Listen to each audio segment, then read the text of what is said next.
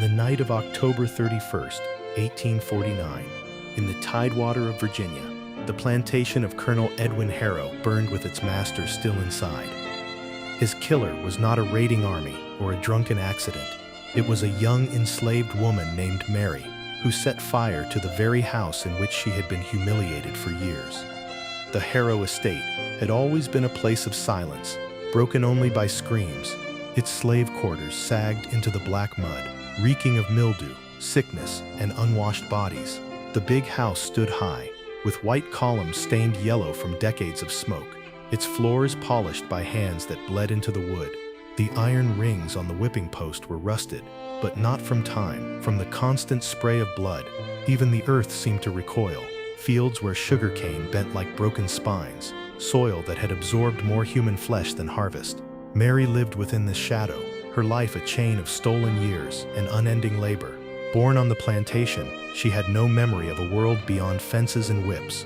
By 20, her back carried a ladder of scars from lashes laid by the overseer, a man who boasted that he could write scripture on a slave's skin. In the big house, she was made to serve drinks at parties, dressed in rags meant to mimic finery, her silence bought with threats. She learned to bow her head, but inside her hatred festered. The turning point came in the autumn of 1849. Colonel Harrow, drunk on whiskey and dressed in black for an All Hallows gathering, forced Mary before his guests. In front of planters and overseers, he mocked her voice, made her sing hymns she despised, then struck her when she faltered. That night, she found her younger brother, beaten half to death by guards for failing to meet his cotton quota. By dawn, he was dead. Mary washed his body in a bucket of cold water, her hands trembling, not from grief but from resolve. Something inside her shifted, her eyes no longer lowered.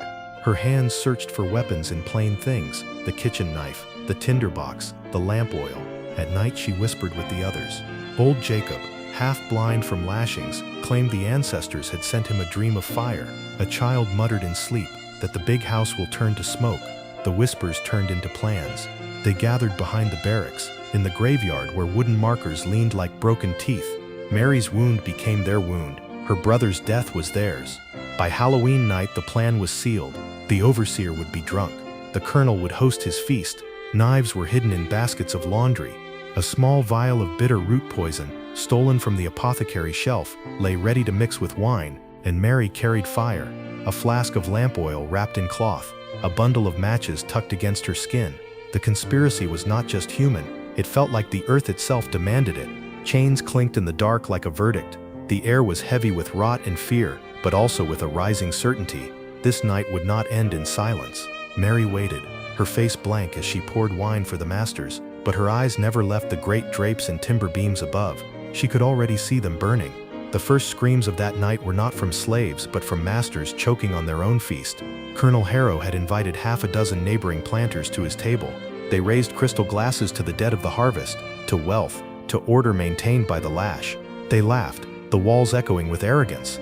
But when the poison Mary and the others had slipped into their wine began to claw at their throats, laughter turned to gasps.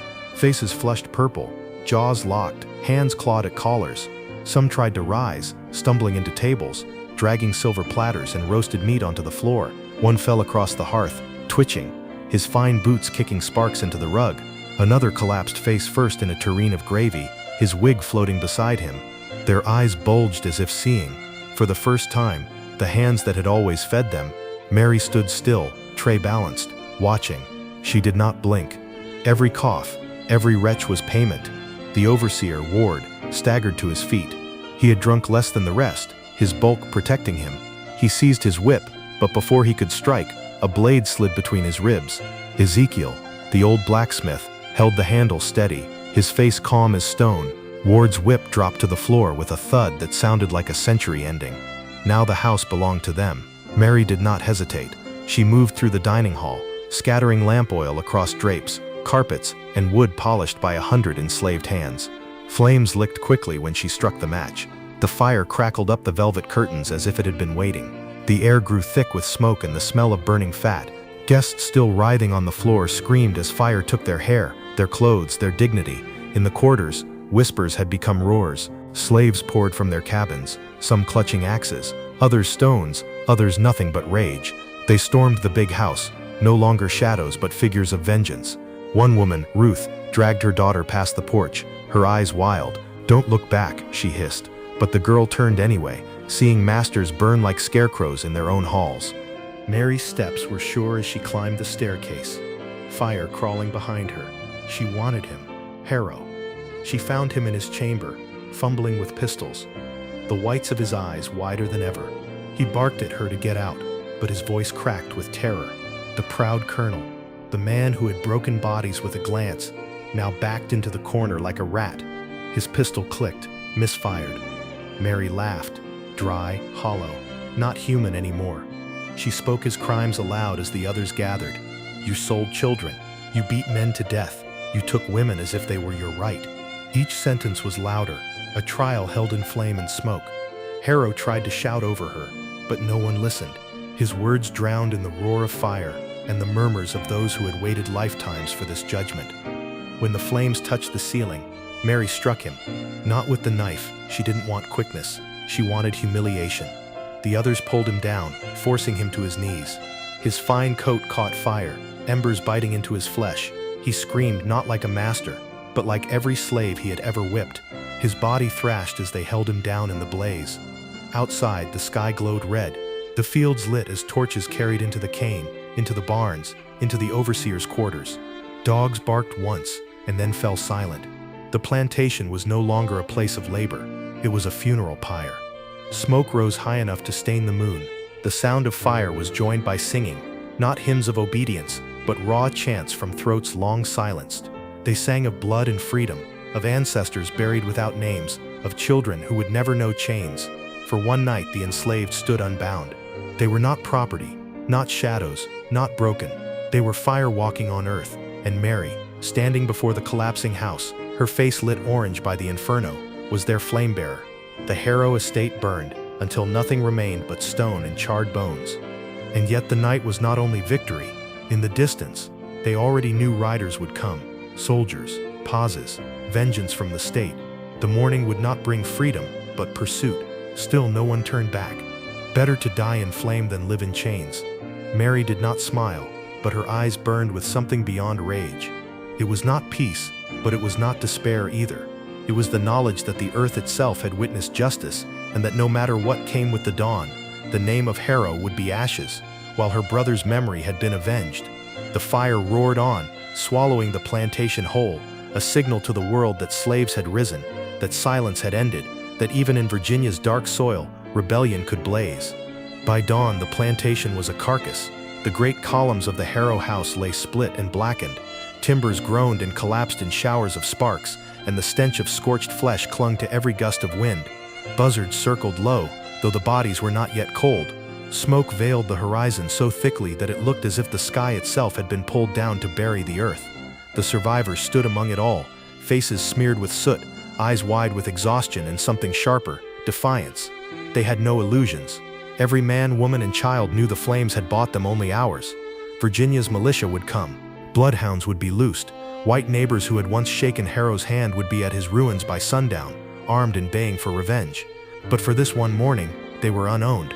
Mary walked among them barefoot, her dress stiff with smoke, her hands cut from shattered glass. She spoke no grand words, but the way her head was lifted, the way her gaze cut through the haze, steadied the others. They followed her not as a servant, but as a leader. Children clung to her skirts. Men turned their faces to her before deciding their next move. She did not seek it, but the fire had crowned her. They gathered in the slave graveyard at the edge of the fields, where crooked planks marked names long erased. Here the earth smelled of old iron, as if it still remembered chains buried shallow beneath its soil. Old Jacob, who had once spoken of dreams of fire, knelt and pressed his palm into the ground. "They know," he whispered, "the dead know." Around him the others fell silent. The smoke from the big house drifted across the graves like incense, a sacrifice long overdue. It was here that the debate began. Some argued to scatter, to melt into swamps and woods, to vanish like smoke before the riders came. Others wanted to march together, armed now with axes, sickles, and the overseer's pistols, to take the fight further, to strike other plantations before word spread. Ezekiel the blacksmith urged boldness. "Every field is the same field," he said, voice low but steady. "If we burn one and leave the rest, they call us mad dogs. If we burn 10, they call it war." His scarred hands trembled not with fear, but with hunger for reckoning. But Mary spoke last, her voice hoarse from smoke. "We cannot save all the living tonight," she said, "but we can save ourselves from silence." She reminded them of her brother, of children dragged from mothers, of backs opened by whips. Each had their own wound, and each nodded as she spoke. The decision was not of victory, but of dignity. They would not run like thieves. They would walk into the woods together, carrying what little they could, leaving behind nothing but ash. If they were hunted, they would scatter then, but not now. Not while their feet still stood on earth they had made free, if only for a night. Before leaving, they performed one act more. In the yard where Harrow had once made them line up for inspection, they built a mound of broken tools, shattered chains, and the bodies of their dead, who had not lived to see the fire. Around it they poured the last of the lamp oil and lit it. The mound roared into flame, brighter even than the house. It was not for destruction, but for memory, a funeral pyre for centuries of bondage. The children stared wide-eyed at the blaze, and one small boy murmured, "Now they can see us." They moved then, slipping into the tree line as the sun began to bleed through the smoke. The woods swallowed them, but the fire behind lit their path. Every step into the undergrowth was heavy with dread, but also with something none of them had ever felt before: choice. For once they were moving not at the command of a whip, not under the eyes of overseers, but by their own will. Mary walked at the front, her feet leaving faint trails of blood on pine needles, but she did not falter. In her mind she carried two truths: the riders would come, and many of them would die, but death under the open sky, death with fire behind and comrades beside, was a world away from death in chains. Behind them, the Harrow plantation shrieked as its roof collapsed. Flames shot into the sky like a signal fire, a warning and a promise. Across Virginia, smoke would be seen, and whispers would spread. Slaves had risen, a master had burned, and the world had trembled for one long night. And though Mary knew the hunt was near, she also knew this: even if every last one of them fell in the woods, the story would not die. It would travel on the wind, slip into the mouths of the enslaved at other fields, whisper through cracks in quarters, echo in the prayers of mothers and the songs of children. Fire is not so easily extinguished, and so they vanished into the forest, shadows made flesh, carrying nothing but scars, rage, and the knowledge that for a single night they had unmade their chains. The riders came before dusk, hooves pounded the dirt road, dogs barked with frenzy, and gunfire cracked at shadows. Word had spread across the county like fire through dry cane: Harrow's slaves have risen. They burned him in his own house. Every planter within miles sent men, muskets, and bloodhounds. What had begun as a plantation in ruin was now framed as a rebellion, a contagion that had to be stamped out before it leapt to their own fields. Mary and the fugitives heard the hunt long before they saw it. From the cover of the forest they listened to dogs baying, the metallic clink of spurs, the angry voices of men who called them cattle. Even now, the woods were thick with pine and oak, but not thick enough to silence pursuit. They moved deeper. The children carried on shoulders, elders leaning against younger arms. Hunger gnawed at them already, but fear gave speed. By nightfall the dogs reached them. The first clash came at the edge of a creek. A bloodhound burst through the brush, foam at its jaws, and lunged for Ruth's little girl. Ezekiel's hammer struck at midair, crushing its skull. The girl screamed, not in terror but in rage, a sound that seemed older than she was. More dogs followed, and behind them, men. Gunfire split the trees, sparks lighting the undergrowth. A young boy, Ben, fell to his knees, shot through the thigh. He begged them to keep going, but Mary refused. She tore cloth from her dress, bound the wound, and ordered 2 men to carry him. She would not leave another brother behind. Not again. The posse advanced, torches glowing like a second firestorm. Shouts echoed, "Run them to ground." Not one to be spared. Mary knew what those words meant. Not capture, erasure. They wanted to make an example, to grind the uprising back into silence. At the swamp's edge, they turned to fight. The ground sucked at their feet, mosquitoes swarmed, and the air reeked of rot. But here, the land was theirs. Slaves had always known the swamps better than their masters. Roots twisted like traps, mud swallowed horses whole. They scattered into small groups, whispering plans between clenched teeth. The first ambush came quick. When a line of riders pushed into the reeds, spears fashioned from sharpened poles struck from the dark. A horse screamed as its belly opened. A man fell into the water, his musket slipping beneath the muck. Slaves dragged him under before his cries could rise again. Torches sputtered in the wet air, leaving the hunters half blind. What they had expected to be a chase turned into a maze of shadows and sudden death. But it was not without cost. Shots rang through the trees, and Ruth, the mother who had carried her child from the flames, took a bullet through the chest. She fell without a word. Her daughter clung to Mary, sobbing into her skirt, while Ruth's body sank into the mud. Mary's jaw clenched so tight her teeth bled, but she did not stop. She whispered to the girl, "Your mama's with the fire now, she's watching." The night stretched endless. Every skirmish left more bodies, black and white alike, claimed by swamp or bullet. The fugitives grew fewer, but harder, more silent. Each loss carved their resolve deeper. They were no longer just running. They were waging a war, even if only for hours. Near dawn, the chase broke apart. Some vanished into the swamp's labyrinth, never seen again, living on in rumor as maroons who carved lives in the wilderness. Others fell in the mud, their blood mixing with stagnant water. The riders gathered what they could, a handful of captives, wounded and bound, dragged back to the smoking ruins of the Harrow estate for judgment. Mary was not among them. Stories split at this point, like the swamp's own branches.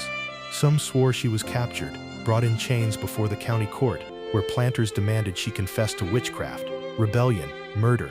They said she stood silent until the rope tightened, eyes fixed on her accusers, and that her last breath carried not fear but laughter.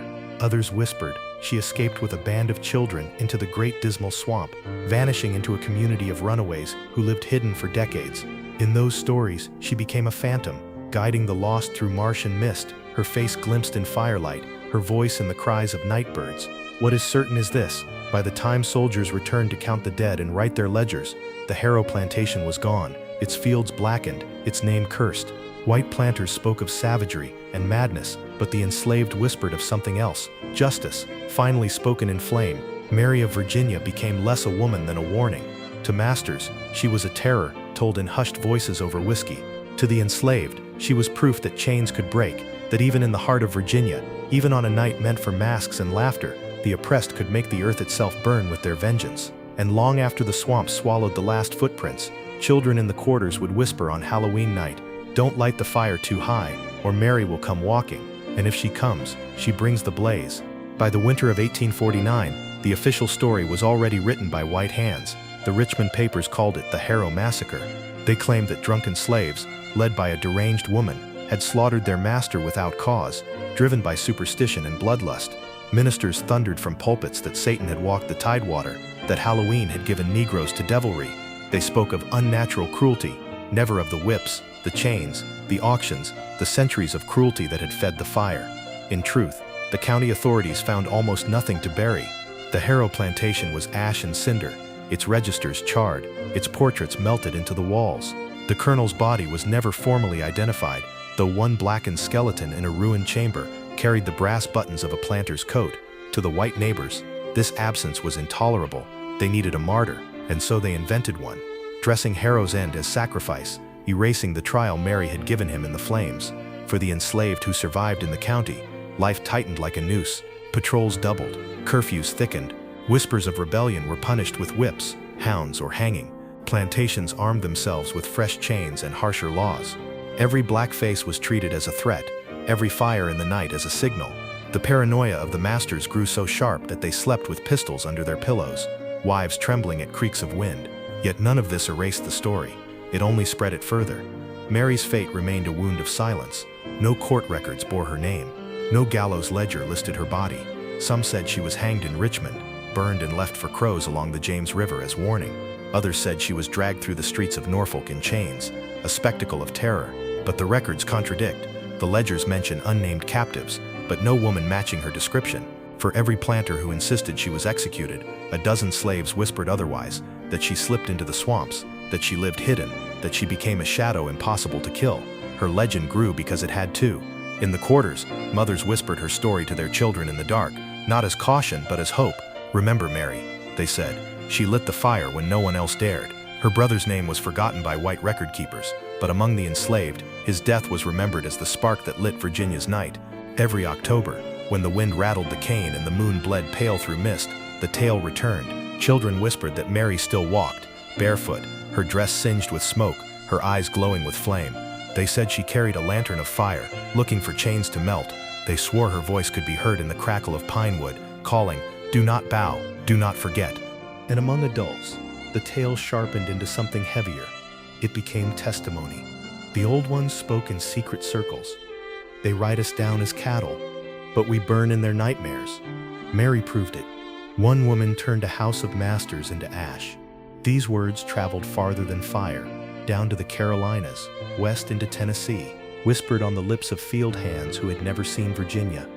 By the 1850s, planters still cursed her name in fear. Overseers warned each other, "Watch the women, it was a woman who burned Harrow." Slave patrols, once drunk and careless, grew anxious, their eyes darting at shadows. The terror of Mary became a weapon in itself, a ghost that rattled every lock, a memory that poisoned every drink at a master's table. For the enslaved, she became more than human. She was vengeance given shape, a promise that no matter how deep the lash cut, there was still blood enough to rise. Her story hardened them in silence, reminded them that every humiliation could one day find its fire. Historians would later write her name only in fragments, if at all, an entry in a planter's diary here, a rumor in court minutes there. But the land remembered. The fields never yielded as they once had, the earth seeming to recoil from the labor forced upon it. And on the ruins of the Harrow estate, no new house was ever raised. Locals swore the ground was cursed. Travelers reported the smell of smoke lingering in the soil, decades after the fire. Mary of Virginia was never meant to survive in written history. The masters wanted her erased, her memory stamped into the ground like all the others who resisted. But the fire she lit refused to die. It lived in whispers, in songs, in the shiver of planters who looked over their shoulders at every feast.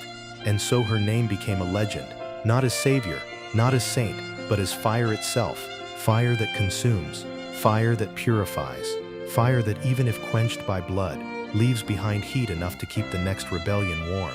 In the haunted silence of Virginia's fields, her footsteps are said still to echo, the rhythm of chains broken, the sound of fire walking. By the time a decade had passed, Mary of Virginia was no longer a woman in the minds of those who whispered her story. She was an omen. Plantation owners spoke of her name like a curse. At harvest feasts, when candles flickered too sharply, or a servant's eyes lingered too long, someone would mutter, "Remember Harrow's fire," and the room would fall quiet. Some masters doubled their night patrols, others banned Halloween gatherings altogether, terrified that the next glass of wine, the next match, would summon another blaze. Fear itself had become Mary's ally. But it was not among whites that her legend found its truest life. In the cabins, her memory was kept like an ember. Mothers stitched her name into lullabies, low and trembling. Mary burned him, Mary freed us, Mary walked away. Old men around the fire would murmur of the night the sky turned red over Tidewater, their voices cracking but proud. Children grew up believing she might still be out there, walking barefoot through the swamps, waiting for the next time chains grew too heavy. Some swore they saw her. In the great dismal swamp, hunters whispered of a figure moving through fog, dress torn, hair singed, carrying a lantern that glowed though no flame was inside. Runaways hiding in the marshes claimed she guided them, appearing at crossroads only to vanish once they found safety. To the enslaved, these stories were not fantasy but survival. In Mary's fire, they saw a promise that bondage could be broken, that masters could bleed. The masters countered with sermons and courts. Preachers thundered that Mary was a devil's handmaiden, proof that Negro women were prone to witchcraft and sin. Judges invoked her when passing harsher slave codes, insisting, "Let us not suffer another Harrow's fate." But these efforts rang hollow. The more they tried to erase her, the deeper she sank into the soil of memory. By 1856, whispers of revolt across Virginia and the Carolinas often invoked her name. When an overseer was found dead near Petersburg, throat cut in the night, slaves caught nearby told interrogators, "It was Mary come back." When cabins burned in the Carolinas, masters muttered, "Her fire walks." The mere invocation of her name unsettled entire counties, and that unease became a weapon, one no whip could silence. The approach of war only sharpened her shadow. When Union and Confederate lines began to form, rumors spread that an army of runaways, led by a woman cloaked in smoke, had gathered in the swamps. Confederate officers dismissed it as superstition, but their scouts rode with unease through the mist, hands on pistol grips, as though Mary might step from the trees at any moment. For the enslaved, though, the coming war meant her story changed shape. She was no longer only the avenger of Harrow's house, she became a prophecy. Mary burned one plantation, the old ones said, the war will burn them all. The idea that her fire was only the first spark gave strength to those who fled north, joined Union lines, or simply refused to bend their backs in the fields any longer. And yet, even as the world lurched toward emancipation, her tale kept its edge of terror. The war did not erase chains overnight. Freedom came ragged, incomplete, soaked in more blood. But everywhere in Virginia where soldiers marched past ruined farms, the story was told again that before the armies, before the proclamations, one enslaved woman had set her master's house ablaze and stood in judgment over him. After the war, when white planters tried to rebuild, the Harrow estate remained a ruin. Travelers wrote of a silence on that land heavier than elsewhere, of soil blackened deeper than any fire should leave. Freedmen avoided it at night, claiming voices crackled in the ashes, whispering names in tongues older than Virginia. Some said Mary's laughter was still there, caught in the charred beams, rising each Halloween like smoke. In the official histories, she was omitted. Court documents listed her only as a slave woman, unrecorded. No monument bore her name. But in the hidden histories, the stories passed mouth to mouth, night to night. Mary became eternal. She was the one who showed that masters could fall, that the whip could be answered, that blood could demand blood. And so her legend hardened into warning and hope alike. To the white South, she remained a specter of rebellion, proof that no feast, no sermon, no lash could fully contain the enslaved. To the black South, she was fire incarnate, a voice from the graveyard that refused silence. Even now the land remembers. In Virginia, near the rivers where plantations once sprawled, the soil still turns up fragments of scorched iron, melted glass and bone. Locals claim the earth grows wild there, weeds choking any attempt to plow, as if the ground itself refuses to serve again. And every autumn, when the nights grow long and children carve lanterns against the dark, her story resurfaces. Mary of Virginia, the slave who burned her master on Halloween night, whose fire still walks, whose silence was never silence at all. The masters wrote their verdicts in ledgers. The enslaved wrote theirs in fire, and fire is harder to erase. In the decades after the Civil War, when the smoke of battle cleared but the soil was still heavy with bones, the story of Mary of Virginia did not vanish. It transformed. The freedmen who tilled broken fields or wandered north in search of wages carried her memory like contraband scripture. In gatherings after dark, when sharecroppers slumped from hunger and debt, someone would always whisper, "Mary burned him." The words were more than recollection, they were resistance. If one woman could torch the house of a master before emancipation, then surely a people could endure the lies of freedom that came chained with poverty and the noose. Yet the white South twisted her memory into weapon. In county courthouses, politicians invoked the Harrow fire as justification for new chains, vagrancy laws, convict leasing, the silent empire of Jim Crow. See what they do when left unshackled. They cried, "Remember Harrow." Mary was turned into a cautionary tale, a phantom to frighten white voters into clinging to supremacy. The irony was bitter. The same fire that had terrified them now became their excuse for keeping the freed in bondage under another name. Still, Mary refused to die in silence. Folklore carried her where laws could not reach. Black preachers in brush arbors wove her story into sermons, veiling it in scripture so it slipped past white ears. Did not the Lord deliver Israel with fire? They asked. And did he not raise women to shame kings? In the rhythm of those words, Mary stood alongside Deborah and Miriam, not forgotten but transfigured. Children heard of her in whispers. At night, when cicadas screamed and smoke from pine fires clung to the cabins, elders spoke of a woman who walked barefoot through ash with no chains on her wrists. They told of her trial of the colonel, how she spoke his crimes aloud as the fire judged him. They said she still roamed on All Hallows' Eve, her steps leaving smoldering prints in the dirt. Parents used her as warning. Don't wander too far, or Mary will catch you. But behind the threat lay a deeper lesson.